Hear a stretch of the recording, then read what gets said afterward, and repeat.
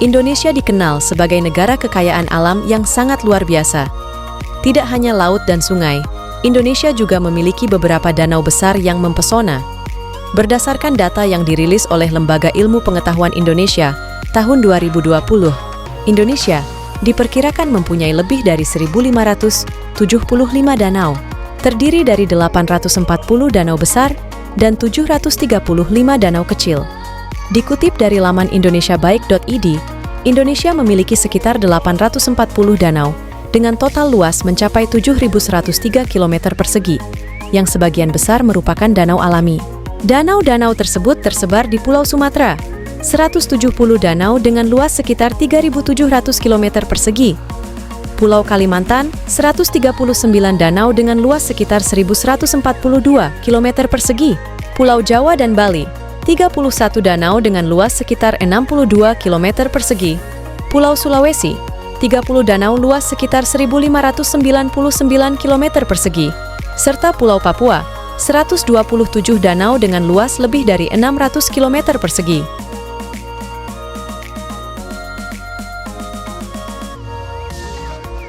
Yang akan kita bahas sekarang adalah beberapa danau terindah di Indonesia. Apa saja itu? Mari kita lihat keindahan yang ada di dalamnya.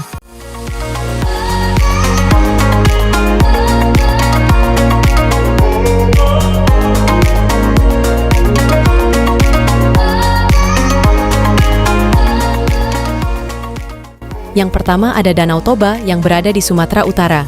Jika ditinjau dari segi geologis, terbentuknya Danau Toba tak terlepas dari sejarah letusan super dahsyat yang membentuk danau kaldera ini.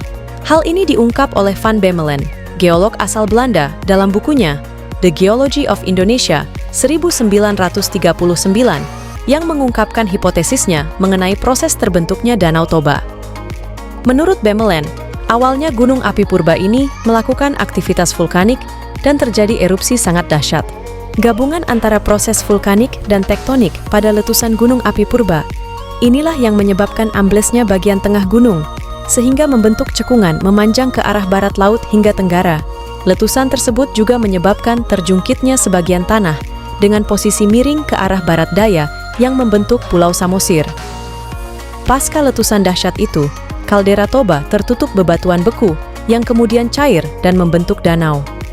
Berdasarkan penelitian, gunung api purba Toba dahulunya merupakan gunung api supervolcano yang dapat memuntahkan magma minimal 300 km persegi saat meletus 74.000 tahun lalu. Saat letusan berlangsung, setidaknya gunung api purba Toba telah memuntahkan tidak kurang dari 2.800 km persegi material vulkanik. Parahnya, akibat letusan dahsyat tersebut, populasi manusia di bumi menyusut hingga 60% dan diikuti terganggunya mata rantai makanan. Bahkan letusan gunung api purba ini disebut-sebut sempat membuat spesies Homo sapiens nyaris punah. Migrasi manusia modern juga terhenti karena letusan membuat Homo sapiens terisolasi di suatu tempat di Afrika. Kini hasil letusan tersebut membentuk sebuah danau indah yang menjadi daya tarik wisata di Sumatera Utara dengan panjang 100 km dan lebar 30 km. Kedalaman Danau Toba berkisar pada 500 meter dengan ketinggian permukaan sekitar 900 meter. Selain panorama Danau Toba yang memukau, di sini juga akan lihat langsung keindahan alam berupa deretan pegunungan dan pepohonan hijau yang menyegarkan mata.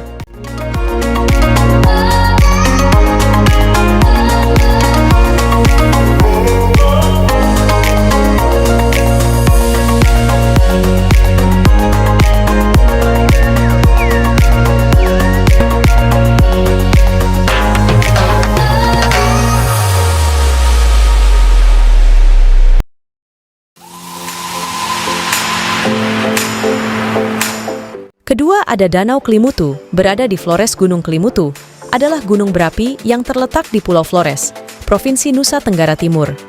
Lokasi gunung ini tepatnya di Desa Pemo, Kecamatan Kelimutu, Kabupaten Ende. Gunung ini memiliki 3 buah danau, kawah di puncaknya. Danau ini dikenal dengan nama Danau Tiga Warna karena memiliki 3 warna yang berbeda, yaitu merah, biru, dan putih. Walaupun begitu, warna-warna tersebut selalu berubah-ubah seiring dengan perjalanan waktu.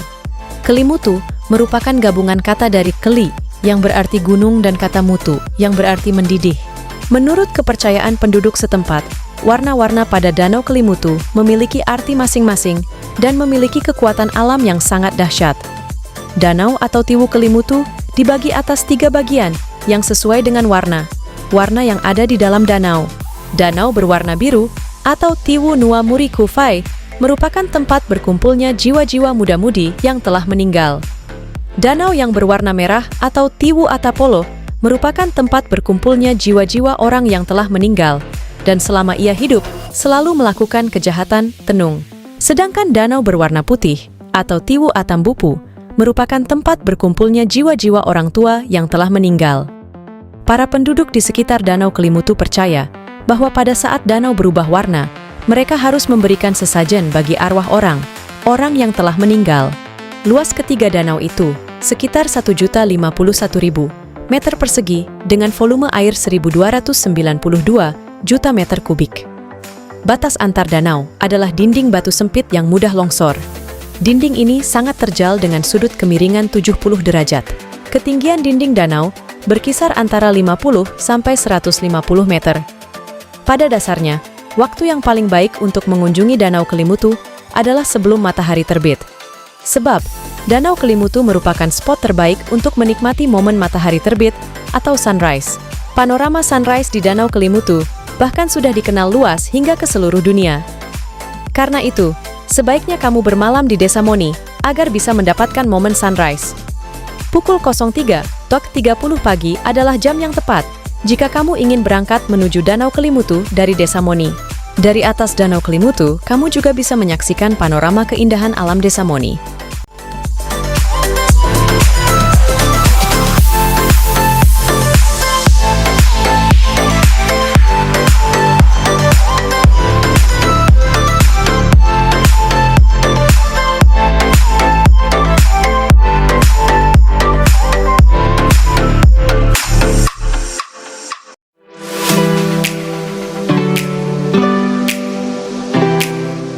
Yang ketiga ada Danau Sentani berada di Papua. Danau Sentani adalah danau yang terletak di Papua, Indonesia. Danau Sentani berada di bawah lereng pegunungan cagar alam Cyclops yang memiliki luas sekitar 245.000 hektar. Danau ini terbentang antara Kota Jayapura dan Kabupaten Jayapura, Papua. Danau Sentani yang memiliki luas sekitar 9.360 hektar dan berada pada ketinggian 75 meter di atas permukaan laut. Danau Sentani merupakan danau terluas di Papua. Di danau ini juga terdapat 21 buah pulau kecil menghiasi danau yang indah ini. Arti kata Sentani berarti, di sini kami tinggal dengan damai. Nama Sentani sendiri pertama kali disebut oleh seorang pendeta Kristen B.L. Bin ketika melaksanakan misionaris di wilayah danau ini pada tahun 1898. Di danau ini terdapat 30 spesies ikan air tawar, dan 4 diantaranya merupakan endemik Danau Sentani, yaitu ikan gabus Danau Sentani, Oxyeleotris heterodon, ikan pelangi Sentani, Chilaterina sentaniensis, ikan pelangi merah, Glossolepis incisus, dan hiu gergaji, Pristis microdon. Danau Sentani kaya akan beragam biota laut, dan sudah dimanfaatkan untuk budidaya ikan air tawar. Danau Sentani juga dijadikan lokasi wisata untuk berenang, bersampan, menyelam, memancing, ski air serta wisata kuliner. Di antara ketiga ikan endemik Danau Sentani, yang populasinya semakin menyusut adalah ikan gabus. Danau Sentani. Hal ini dikarenakan telur ikan ini dimakan oleh ikan gabus dari jenis yang lain. Masyarakat sekitar Danau Sentani menyebut kerang bia yang hidup di pinggir danau dengan nama vele. Kerang tersebut hidup pada kedalaman 1 hingga 3 meter di bawah permukaan Danau Sentani. Vele hidup di dasar danau yang berlumpur, di muara-muara kali yang mengalir ke danau, atau terkadang menempel pada tiang-tiang rumah di pinggir Danau Sentani. Masyarakat sekitar Danau Sentani mengonsumsi vele dengan cara direbus atau ditumis dan dimakan bersama papeda. Vele oleh masyarakat di sekitar Danau Sentani dipercaya mampu menyembuhkan penyakit dalam seperti kencing manis, gangguan fungsi hati bahkan sakit kuning, hepatitis, yaitu dengan cara memasak vele tanpa air di atas wajan, panci, dandang, wadah yang dalam. Untuk mendapatkan vele yang bersih, harus direndam dalam air mengalir. Pada baskom wadah, dengan beberapa kali harus mengganti air rendaman tersebut. sebab vele akan membuka penutup cangkang dapat keluar, dan vele menjadi bersih dan siap untuk dimasak.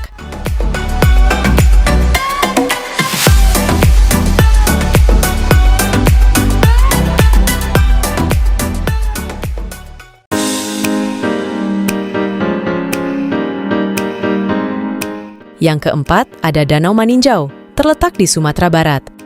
Danau Maninjau berarti pemandangan atau peninjauan dalam bahasa Minangkabau, adalah sebuah danau kaldera di Kecamatan Tanjung Raya, Kabupaten Agam, Provinsi Sumatera Barat. Danau ini terletak sekitar 140 km sebelah utara Kota Padang, ibu kota Sumatera Barat, 36 km dari Bukit Tinggi, 27 km dari Lubuk Basung, ibu kota Kabupaten Agam. Danau Maninjau merupakan danau vulkanik ini berada di ketinggian 461 meter di atas permukaan laut.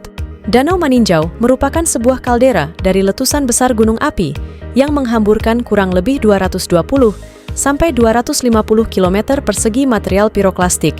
Kaldera tersebut terbentuk karena letusan gunung api stratokomposit yang berkembang di zona tektonik sistem sesar besar Sumatera yang bernama Gunung Sitinjau.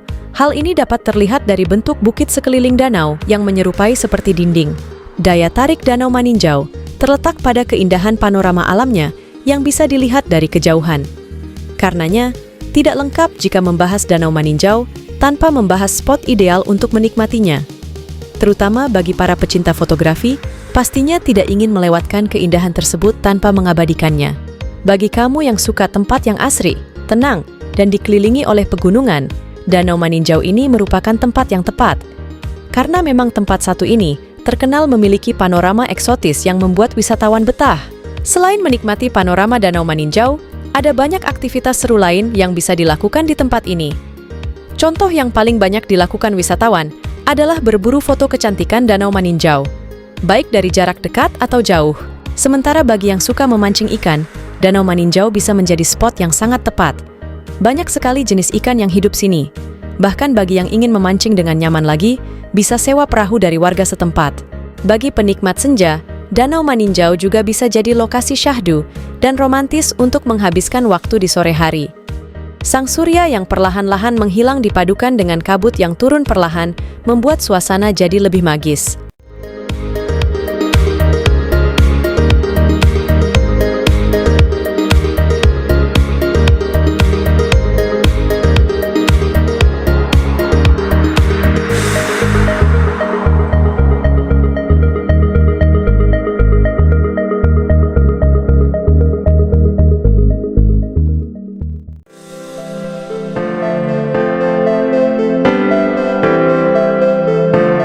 Yang kelima, ada Danau Beratan Bedugul di Pulau Bali.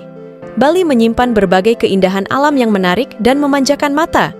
Salah satunya Danau Bedugul. Terdapat sejarah Danau Bedugul yang menarik di balik keindahan danau yang kerap jadi tujuan wisata tersebut. Dikutip dari buku Indonesia Nan Indah, Danau Bedugul memiliki nama asli Danau Beratan.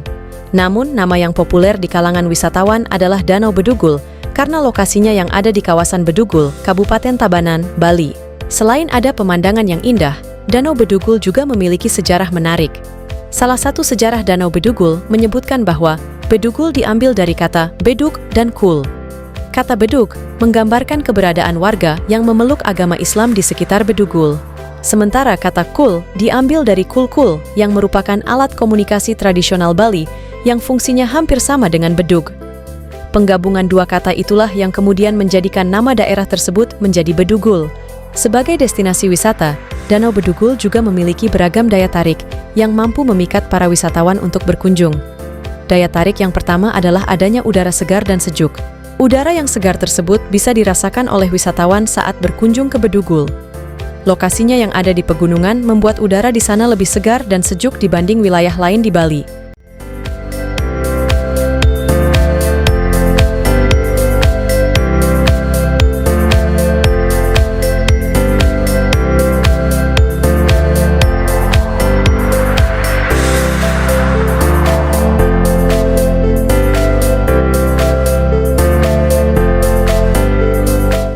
Itulah beberapa danau bagus, nan indah di Indonesia. Menurutmu danau mana yang indah di antara banyaknya danau di Indonesia?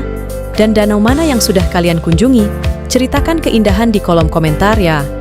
Jangan lupa like, subscribe, dan share jika informasi ini bermanfaat untuk teman, saudara, atau orang yang kamu sayangi. Terima kasih sudah menonton, dan selamat bertemu di video selanjutnya.